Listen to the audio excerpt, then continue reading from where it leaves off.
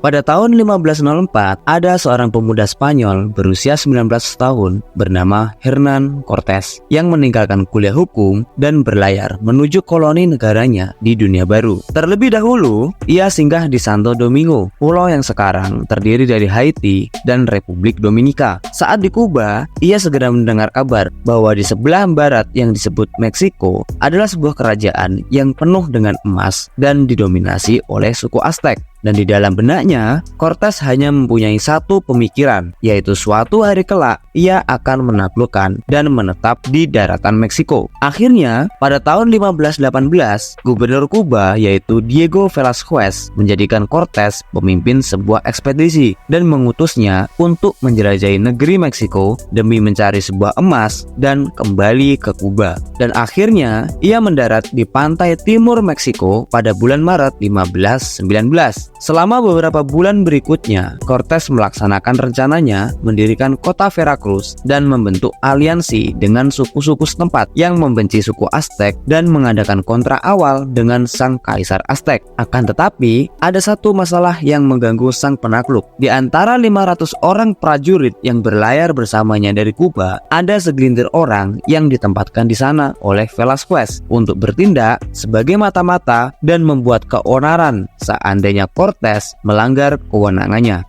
Prajurit-prajurit setia Velázquez ini menuduh Cortés menggelapkan emas yang ia kumpulkan, dan ketika menjadi jelaslah bahwa Cortés berniat menaklukkan Meksiko dan melanggar kewenangannya, mereka menyebarkan kabar burung bahwa Cortés itu tidaklah waras dan suatu tuduhan yang terlalu meyakinkan tentang seseorang yang berencana memimpin 500 orang untuk menaklukkan Meksiko. Cortés mencoba menangani para pembuat keonaran ini, menyuap sebagian orang dan mengamati yang lain. Sementara itu, ia berusaha membangun simpati di mata sisa-sisa orangnya, sehingga para penggerutu itu tidak membahayakan rencananya. Semuanya tampak jalan baik hingga tanggal 30 Juli malam, ketika Cortés dibangunkan oleh seorang pelaut Spanyol yang memohon belas kasihan kepadanya karena mengaku bahwa ia telah bergabung dengan sebuah komplotan untuk mencuri sebuah kapal dan kembali ke Kuba malam itu juga, di mana mereka yang berkomplot akan mengadukan kepada Velázquez atau sang gubernur tentang sasaran Cortés yang menyeleweng dan ingin menaklukkan daratan Meksiko itu. Mendengar kabar itu, Cortés merasa bahwa itulah momen menentukan dari ekspedisinya. Ia bisa saja menghancurkan persekongkolan itu dengan mudah, namun nanti yang menjadi masalah adalah orang-orangnya akan menjadi berubah pikiran dan saling terpecah belah, dan hanya akan membuatnya kehilangan banyak orang untuk melawan suku Aztec. Akhirnya, dengan berpikir cepat, dia menangkap 2 orang pemimpin pemberontakan itu lalu menggantungnya dan menyuruh orang-orangnya untuk melubangi semua kapalnya dengan alasan cacing tanah telah memakannya. Saat orang itu melihat apa yang terjadi pada kapal mereka dan melaporkannya kepada Cortés, Cortés berpura-pura kecewa dan memerintahkan agar apa yang bisa diselamatkan dari kapal tersebut dibawa ke pantai. Lalu kapalnya ditenggelamkan. 5 kapal ditenggelamkan dan beberapa hari kemudian 5 kapal lagi ditenggelamkan, hingga tersisa hanya 1 kapal. Dan akhirnya membuat orang-orang itu sadar bahwa Cortés lah yang mengatur siasat ini. Hal ini benar-benar membuat semua orang yang ada di situ marah dan ingin memberontak hingga membunuh sang Cortés. Namun saat itu juga sang Cortés dengan lantang berkata bahwa akulah yang memerintahkan agar kapal itu ditenggelamkan. Namun tidak ada jalan keluar bagi kalian tanpa aku, dan kalian bisa saja membunuhku, namun aku bisa pastikan bahwa kalian tidak akan dapat mungkin kembali ke Kuba hidup-hidup. Dan di satu sisi, kalian dikepung dengan suku Aztec yang siap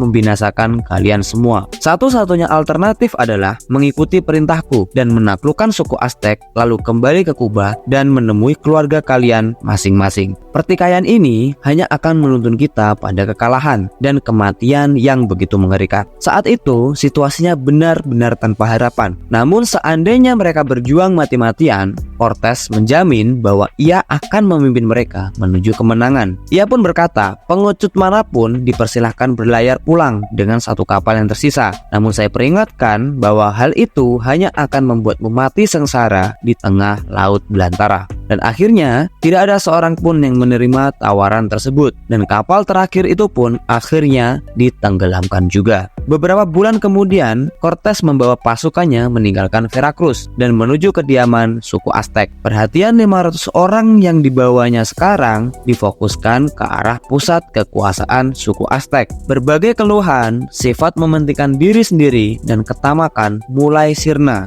Mereka memiliki satu tujuan, yaitu menaklukkan suku Aztec. Memahami bahaya situasi, para penakluk berjuang dengan sengit, dan 2 tahun kemudian setelah peristiwa penenggelaman kapal-kapal Spanyol dan dengan bantuan dari suku Indian, pasukan Cortez mengepung Meksiko dan menaklukkan pemerintahan Aztec. Penafsirannya adalah, pada malam persekongkolan tersebut, Cortez harus berpikir cepat dan mencari tahu apa akar masalah yang ia hadapi, bukan mata-mata Velázquez atau suku Aztec sebagai musuh atau tantangan luar biasa yang ada di hadapannya. Akar masalahnya adalah orang-orangnya sendiri dan kapal-kapalnya di pelabuhan. Para prajuritnya terpecah belah dalam hati dan pikiran mereka, memikirkan hal-hal yang keliru, istri mereka, impian mereka akan emas, dan rencana mereka untuk masa depan. Dan di belakang kepala mereka selalu ada rute pelarian. Kalau urusan menaklukkan ini ternyata gagal, mereka masih bisa pulang. Kapal-kapal di pelabuhan tersebut adalah lebih dari sekadar sarana transportasi. Kapal-kapal tersebut mewakili Kuba atau kebebasan untuk pulang. Bagi para prajurit itu, kapal-kapal tersebut bagaikan tongkat orang yang cacat, semacam cadangan seandainya segalanya tidak berhasil.